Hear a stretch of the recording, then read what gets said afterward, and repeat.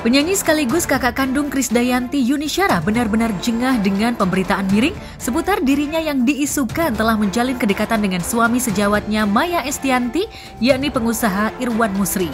Melalui akun Instagramnya, Yuni mencurahkan kegelisahannya sekaligus menepis jika kabar miring itu merupakan hoaks dan fitnah belaka. Melalui unggahan terbarunya Kamis kemarin, Yuni tampak mengunggah foto selfie dirinya sambil membubuhkan kalimat perihal orang yang menyukai atau tidak menyukai dirinya. Sebanyak orang menyukai kita, sebanyak itu juga mungkin yang tidak menyukai kita. Kalaupun tidak suka, ya sah-sah saja atau boleh-boleh saja. Asalkan jangan membuat berita yang tidak benar atau hoaks, apalagi sampai menimbulkan fitnah. Tulis Yuni resah.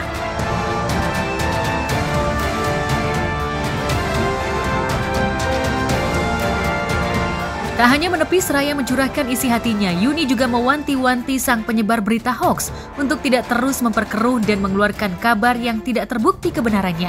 Ia bahkan sudah menyiapkan tim hukum untuk menjerat sang pembuat berita. Beberapa hari ini, seliweran berita yang tidak berdasar alias ngarang, dan saya merasa cukup terganggu. Buat para pembuat berita tersebut, Anda pasti juga tahu bagaimana cara menghentikan berita tersebut. Sebelum legal saya menghubungi Anda. Terima kasih. Tegas Yuni Syara.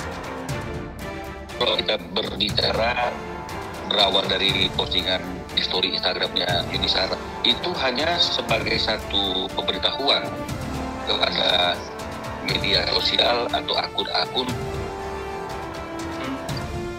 Beberapa waktu ini kan suka memberitakan berita yang tidak memiliki nilai benar, ya. Di dalam berita itu kan jelas-jelas kalau kita lihat dan kita cermati, kita juga sudah catat akunnya semua segala macam itu kan menceritakan seolah-olah ada suatu peristiwa di mana Yuni Syara ini mengambil suami orang lain atau punya hubungan dengan suami orang lain, ya. Nah, sementara apa yang diberitakan itu tidak mengandung nilai kebenaran, ya. Itu semuanya bohong dan cenderung fitnah, ya.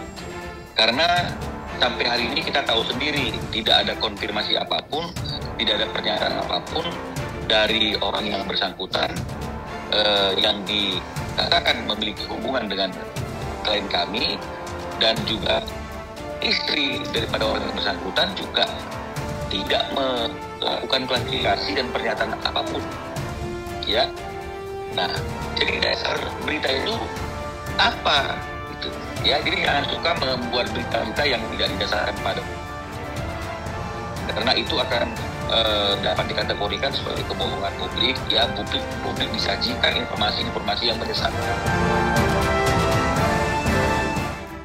Bak gayung bersambut, Maya Estianty yang merupakan suami Irwan Musri pun tak ketinggalan ikut mengunggah bahkan menyentil berita hoaks tersebut. Ibunda Al Eldul ini bahkan menegaskan jika kabar hoaks bisa sangat mudah mempengaruhi netizen. Di era digital ini banyak sekali berita-berita hoaks, tapi sayangnya banyak yang lebih memilih percaya berita yang menyesatkan, plus ikut membuli subjek yang lagi diberitakan. Jangan-jangan ini yang dinamakan fitnah dajjal. Tulis Maya Estianty jengah.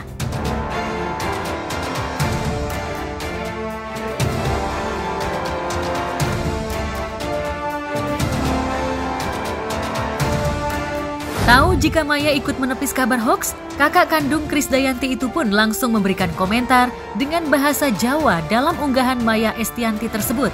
Aku iki lore, sampai entek ngame, timpal Yuni. Bahasa Jawa itu bisa berarti Yuni sudah lelah menanggapi berita hoaks tersebut. Lah iya, yang sabar ya Mbak Yu, balas Maya.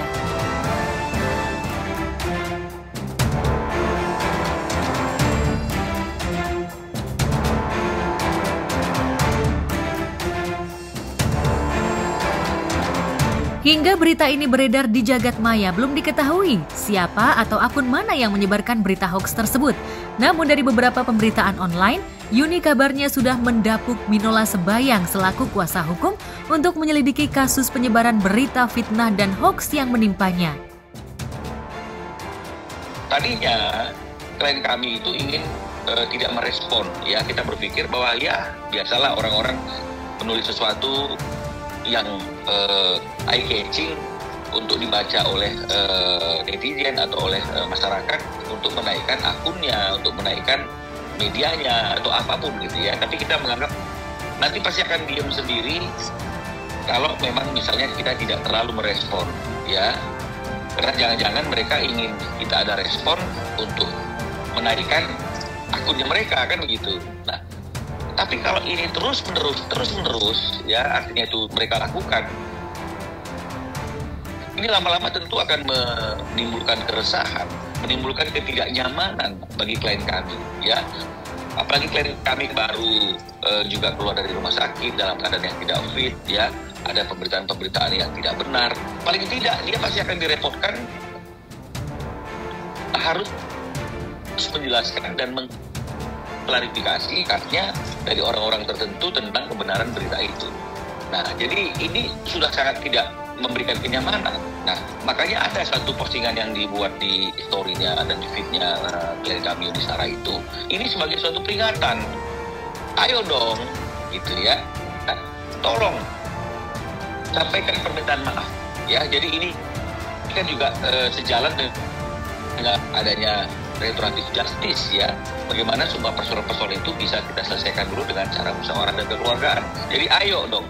Artinya tidak perlu juga kita artinya tatap muka, tidak perlu juga kita misalnya harus ke kantor polisi untuk melakukan restoratif justice-nya, minta maafnya tetap ada panggilan polisi, minta maaf dipanggil polisi.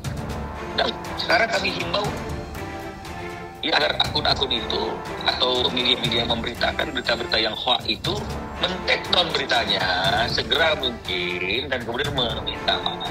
Jadi saya kira dengan kondisi yang seperti itu, masalah ini tidak akan berlarut-larut, tidak akan berpanjang-panjang, cepat selesainya secara elegan. Nah, karena kalau tidak kita akan tahu tuh ya banyak pasal-pasal yang bisa digunakan untuk menjerat pemilik akun.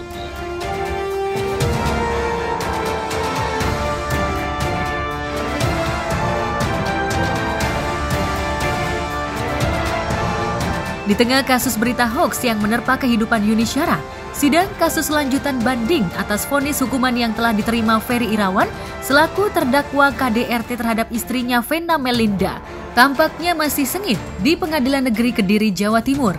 Masing-masing kubu kemarin kabarnya terlibat menyuguhkan fakta seputar dugaan KDRT. Kubu Ferry menepis adanya dugaan KDRT fisik, sementara kubu Vena sebaliknya. Lantas, fakta-fakta apa saja yang disuguhkan kedua pengacara? Sejauh ini kan karena yang dapat banding itu kan jaksa, ya kan. Jadi kalau Bu Vena sebagai korban ya sesuai dengan putusan pengadilan. Kemudian kalau jaksa tidak banding ya sudah, berarti kan jaksa juga sudah menerima putusan seperti itu. Jadi ya Bu Vena menerima. Kalau untuk itu karena domainnya saya kan tidak mengikuti persis persidangan itu kasus pemukulan yang sana. Kalau menurut saya sampai hari ini tidak ada, hanya beliau menerima karena putusan pengadilan itu kan 1 tahun penjara, artinya kan tinggal dihitung res waktu dia ditahan ya tinggal di pengurangan. Nah yang kedua, sampai hari ini beliau tidak pernah mengakui adanya tindakan kekerasan yang dilakukan, dan bahkan sampai putusan pun itu tidak ada. Itu fakta persidangan yang ada di sana, itu yang menurut saya tahu, tapi saya tidak pahami secara detail karena kami tidak menjadi kuasa hukum secara langsung, dan itu karena sana juga sudah ada kuasa hukumnya.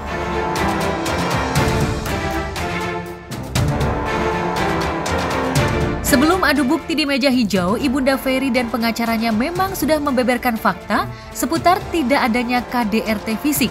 Meski mereka mengakui ada KDRT dalam bentuk psikis. Keluarga Ferry tak terima jika Ferry divonis Pengadilan Negeri Kota Kediri dengan hukuman 1 tahun penjara pada 23 Mei 2023 lalu. Kubu Ferry pun akhirnya mengajukan banding atas vonis tersebut. Lantas, akankah pembuktian Ferry kali ini bisa mengurangi atau mampu membebaskan Ferry dari segala tuntutan hukum? Sebenarnya kemarin putusan itu, kalau buat Mami ya, agak kecewa. Tapi ya memang itu sudah keputusan hakim ya. Tapi alhamdulillah dengan dari 1 tahun 6 bulan jadi 1 tahun. Sebenarnya memang tidak ada KDRT. hakim aja memutuskan bahwa Pak Ferry itu tidak ada KDRT.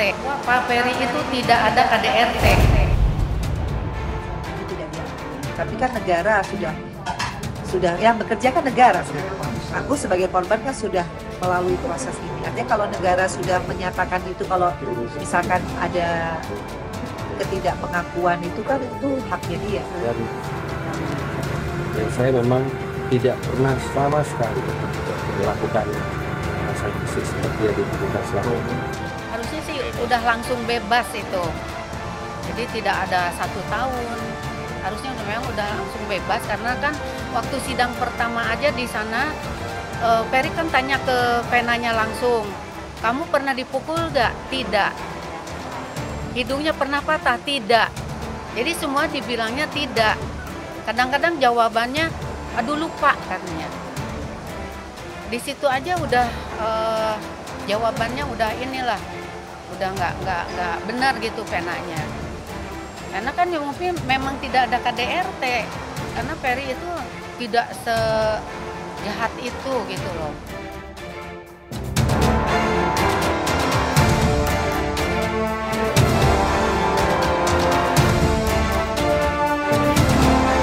Jika Ferry berusaha menggugat status vonis hukumnya, seraya berharap bisa terbebas dari hukuman, aktor Yama Carlos kemarin masih terus berjuang memperebutkan hak asuh anaknya dari tangan istrinya Arvita.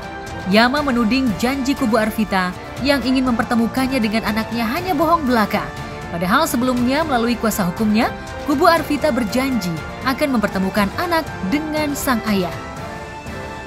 Bukannya si perempuan itu ngajarin anaknya untuk nyanyi apapun itu untuk kangen atau rindu sama ayah kandungnya sendiri atau nyariin ayah kandungnya sendiri. Ini malah anak saya disuruh nyanyi, ngebanggain oknum ya. Saya berbicara sini oknum ya. Oknum, malah anak saya itu diajarin ngebanggain oknum itu yang nggak jelas. Tuh, dan itu diposting, dengan bangganya diposting. Sekarang seorang bapak mana yang nggak terima? Bukannya dia diajarin kangen atau rindu atau nyariin bapaknya, malah ngebanggain yang bukan darah dagingnya, dan itu oknum.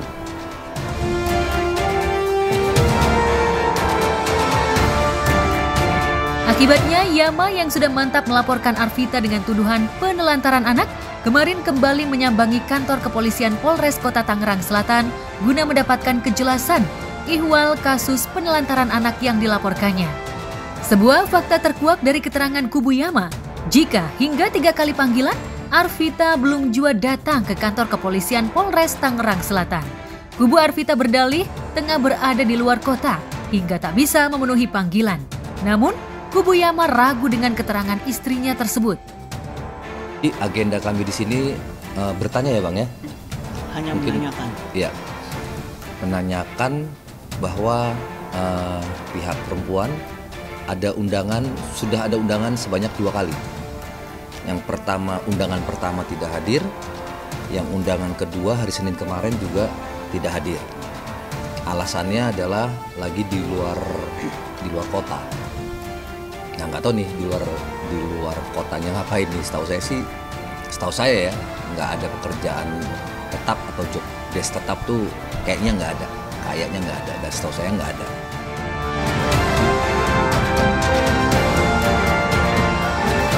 Selain menuding Arvita tak kooperatif dengan laporannya, Yama juga menuding Arvita telah memberi pengaruh buruk pada putranya. Hingga kasus penelantaran itu dilayangkan, Yama juga masih terus menjalani sidang kasus perceraiannya dengan sang istri di Pengadilan Agama Tangerang. Lantas akankah setelah putusan cerai dengan Arvita, Yama dan Arvita akan berlanjut ke sidang dengan kasus dugaan tindak pidana penelantaran anak? Atau masih terbuka kemungkinan mediasi atau jalan damai?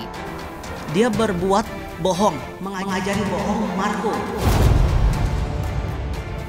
Marco ketika itu pengakuan dari terlapor sendiri bahwa waktu dulu dia preskon mengaku bahwa saat membawa kabur Marco dia alasan bahwa dikejar-kejar polisi. Masa anak kecil dibohongin seperti itu, akhirnya Marco mau pergilah. Begitu sih. Dan terakhir postingan kemarin Ya. Seorang anak dari klien kami ini Marco menyanyikan lagu anak kecil Heli, tetapi diganti rubah nama seseorang itu. Seseorang itu mengupload lah di Instastory IG-nya, lalu di repost lah oleh Arvita ini.